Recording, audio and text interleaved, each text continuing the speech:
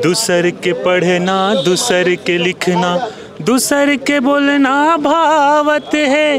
वाह रे बेटा छत्तीसगढ़िया दाई के बरला जावत है। मोला लिखैया मोला पढ़ैया मोला गुनैया अब नहीं है। नंदा जहूँ एक दिन दुनिया ले जतन करैया अब नहीं है। नंदा जहूँ एक दिन दुनिया ले जतन करैया अब नहीं है।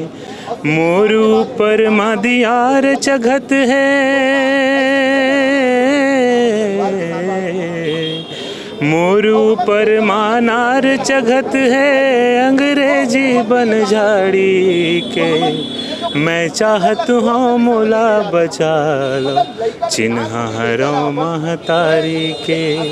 मैं चाहत हूँ मोला बचा लो चिन्ह हरो महतारी के। मैं महतारी भाखा पिरामा कलरावत हूँ ऐसन पर भाखा के तर पौरी माँ रौंदावत हूँ जैसन। मोर सबद के पाना झरत है। मोर सबद के पाना झरत है। पतझर कस फुलवारी ले मैं चाहत हूँ मोला बचा लो चिन्ह हरो महतारी के। मैं चाहत हूँ मोला बचा लो चिन्ह हरो